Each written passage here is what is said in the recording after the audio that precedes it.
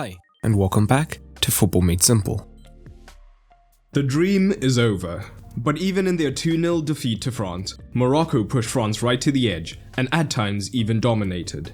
The XG did indicate that France created more clear-cut chances, with both goals being from close range. But how did Morocco go toe-to-toe with France, and what tactics were on show from both nations? In this video we take a look, and we'll begin with Morocco on the ball as they had a mammoth 61% possession. And we got to see two systems from Morocco, initially with the back three that would allow Mazraoui and Hakimi to push extremely high up the pitch, which would as a result give Boufal and Ziyech a little more freedom to push infield if they wish to do so.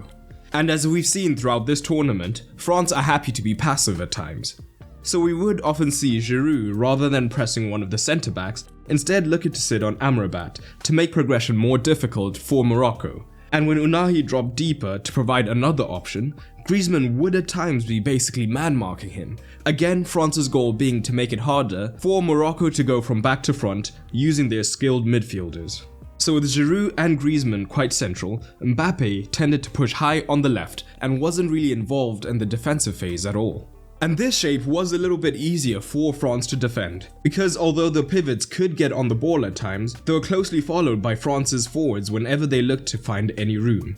And only having a double pivot allowed Tchouaméni and Fofana to remain deeper to handle Boufal and Ziyech when they tucked in, or we did see that both fullbacks were willing to rotate with their winger at times.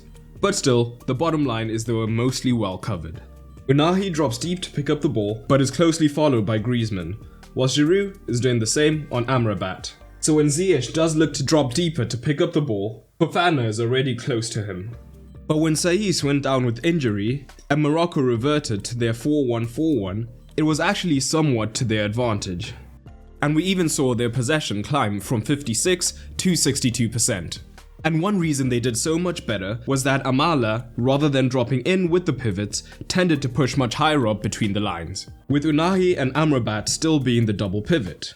And this caused problems for France because once again, they were looking to cut off the deepest pivots. But where initially after changing to this shape, Mazraoui and Hakimi were a bit more conservative, after a while they both began to push much higher up early on, again because they went behind fairly early. So this would mean that Ziyech and Boufal were still tucking infield. So if Tchouaméni and Fofana were looking to cover the men in the half spaces as they were before, it would mean that they would have an extra progressive option infield, allowing them to move the ball from back to front much more efficiently.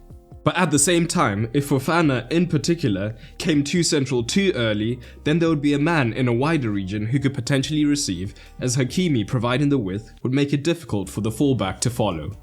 So here we have the perfect example, as Griezmann is on Ounahi and Giroud on Amrabat. At the same time, both Mazraoui and Hakimi are fairly high up the pitch.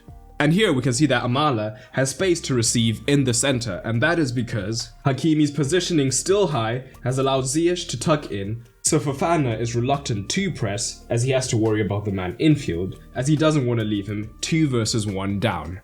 And speaking of the wider region, these were the average positions for France and Morocco.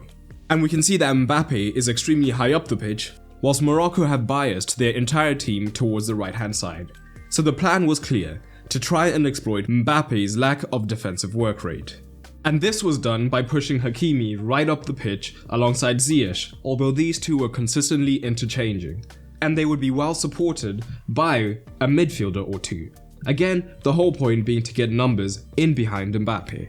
This would then give them the space to potentially cross, or if Hernandez was drawn up the pitch, for a man to make a run into the half space.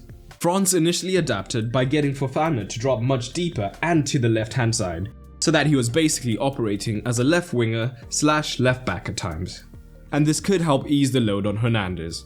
However, at times Fofana wouldn't have the time to get across to the left hand side, and in these situations in particular, Hernandez would be heavily outnumbered, and even if Konate came across, there were still opportunities for Morocco to find a man making a run into the gaps created.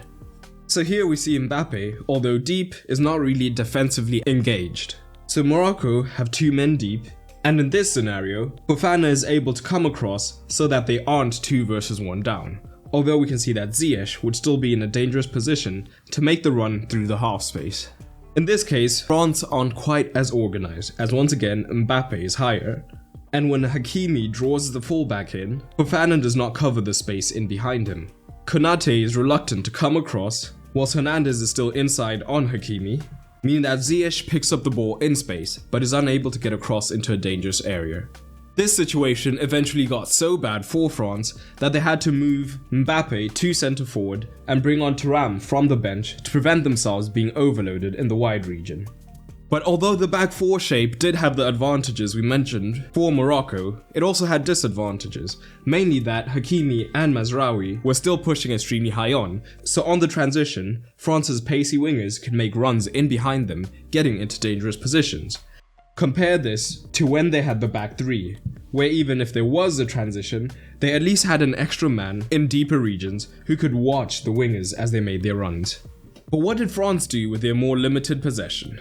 France's shape on the ball was quite variable, but for the most part, Tchouaméni tended to be the anchor, allowing Griezmann and Fofana to push higher up the pitch.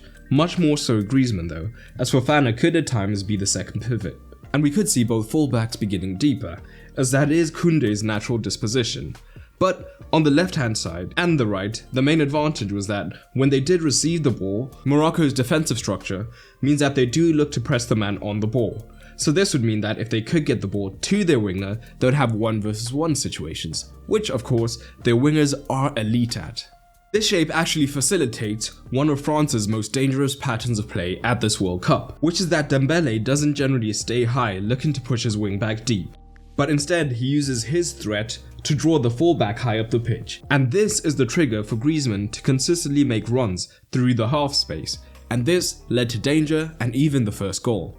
So here we see Dembele drops deep, drawing Mazraoui, and just out of shot, Griezmann has made the run through the space created. And for the goal, we see that Mazraoui is once again drawn to Dembele, and Griezmann initially makes the movement deep. And because France have allowed him to push so high up the pitch, the centre-back is drawn with him, and he can then make the run into the space created. He eventually gets the cross in, leading to the goal. But one of Morocco's strengths throughout the tournament has been their defensive unit. And one of the keys to it is that they are not passive in defense, even if they are sitting deep. So what we tend to see, as we just discussed, is that when a fullback receives the ball, the winger will press with the rest of the midfield moving across automatically. But even if it was a centre-back or potentially a midfielder who received and began to drive up the pitch, a key for Morocco is they don't want to give the man time to pick out a runner. So we will see a midfielder commit to the press, and once again they shift effortlessly into a more compact four, so that there's pressure on the ball but the spaces are still covered. Most of the time this system works, but there are rare occasions where they don't shift across quickly enough, and this creates room for French midfielders to receive between the lines, creating dangerous scenarios. So here Konate is receiving, and the midfielder presses him. So as Fofana receives, the midfielder presses him, and initially Ziyech is wide, but he quickly shifts infield, so that Morocco still have a compact four and pressure on the ball. But here the system goes slightly wrong, as Boufal has also been drawn in onto Koundé, meaning now they only have a midfield three. And Ziyech is too far out to get involved, so it's more of a 2 versus 2, meaning Griezmann is free between the lines. And he can receive and drive up the pitch. Another way France look to utilize this is by pushing Hernandez right up the pitch, allowing Mbappe to be between the lines. So when Konate would drive up the pitch and a midfielder confronted him, there was always the danger of Mbappe being found, and occasionally we would see two men be between the lines, so that if one passing lane was covered, the other would be free. So here we see Mbappe and Giroud both between the lines looking to find some space. The dream of winning the World Cup may be over, but Morocco can be proud of breaking new ground at this World Cup, and they still have the chance of walking away with the medal in third place. France yet again showed that they don't even need to be at their best to make it all the way to the final, where Lionel Messi's Argentina wait. But what are your early predictions for that match? Drop it down below. For the manager tactical score, Walid was inventive and proactive in this match, and can be proud despite not scoring, earning him a 7.5. Deschamps was rather passive, which is different from being defensive, so he allowed his side to be run ragged down their left hand side for over an hour before taking action, so he gets a 6. But what are your thoughts? Drop your ratings below. I hope you enjoyed this video, and if you did, you might enjoy the content available on my Patreon. Not only does Patreon help to support the continued production of content, as I am a one-man team, but it also gives you early access to videos that will come on the channel. You'll also get exclusive videos, get to vote on polls, and so much more. And it's cheaper than ever, no longer having a tier system, so everyone on the Patreon gets access to all the content. So head over to patreon.com/footballmadesimple to check it out. And a special thanks to my latest patrons like Ralph Monty Falcon. But that's all for today, and remember, keep it simple.